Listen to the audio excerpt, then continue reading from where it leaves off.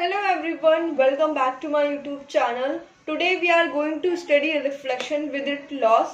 Basically ये class 10th के topic से लाइट वाले चैप्टर से मैंने निकाला है.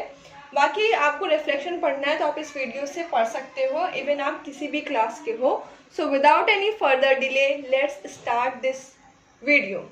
सबसे पहले इसके लॉ पढ़ने से पहले हमें ये जानना होगा कि रिफ्लेक्शन बेसिकली होता क्या है.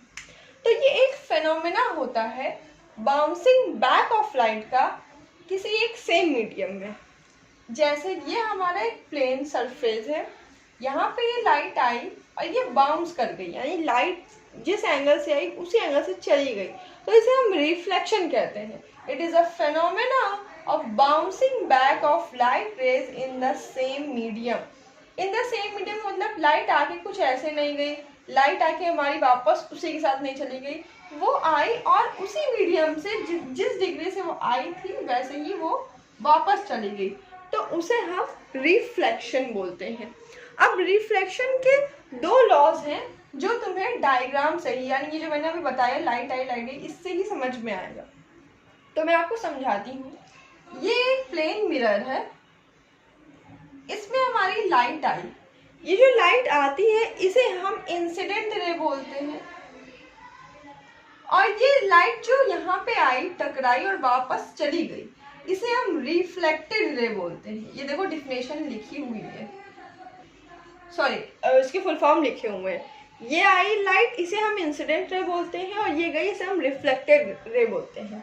जब इंसिडेंट रे आती है और रिफ्लेक्टेड रे जाती है तो उसके बीच में एक इमेजिनरी लाइन बनती है, इसे हम डॉटेड बनाते हैं. ये हमारी एक इमेजिनरी लाइन है जिसे हम डॉटेड बनाते हैं, जिसे हम नॉर्मल बोलते हैं. ये हमारी नॉर्मल है.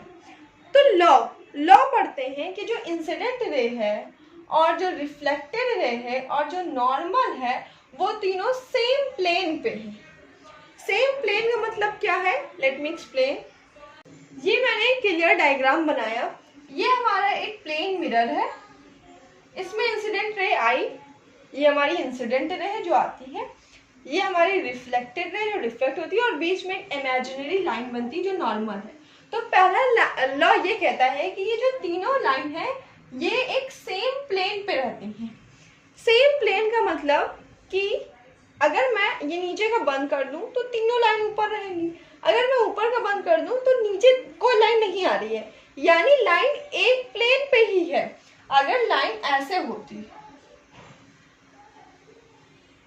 तो ये डिफरेंट प्लेन में होती. देखो ये एक लाइन आई, दो लाइन नीचे आई और दो लाइन ऊपर आई, तीनों लाइन एक साथ नहीं आ रही है, यानी ये डिफरेंट प्लेन पे है. तो जो भी इस लाइन को जिस तरह से ये है, एक ही प्लेन के ऊपर तीनों लाइन है, तो ये हमारा पहला लॉ कहता है. दूसरा लॉ कहता है ये जो हमारा एंगल ऑफ इंसिडेंट है, ये हमारा इंसिडेंट है तो यहाँ पे बनता है एंगल ऑफ इंसिडेंट, और ये हमारा बनता है एंगल ऑफ रिफ्लेक्शन. ये हमारा इंसिडेंट रे आई तो इंसिडेंट रे और नॉर्मल के बीच में हमारा एंगल ऑफ इंसिडेंट बनता है, और जब रिफ्लेक्टेड रे गई तो रिफ्लेक्टेड रे और नॉर्मल के बीच में हमारा एंगल ऑफ रिफ्रैक्शन बनता है. तो the angle of incident is equal to angle of reflection, ये हमारा दूसरा लॉ कहता है. एक और बात, जब तुम स्टेटमेंट लिखोगे तो यहाँ पे इज इक्वल का साइन नहीं लगाओगे, स्टेटमेंट पूरी लिखोगे कि the angle of incident is equal to the angle of reflection. Understood. अब मिलते हैं नेक्स्ट वीडियो में with the next topic. Thank you.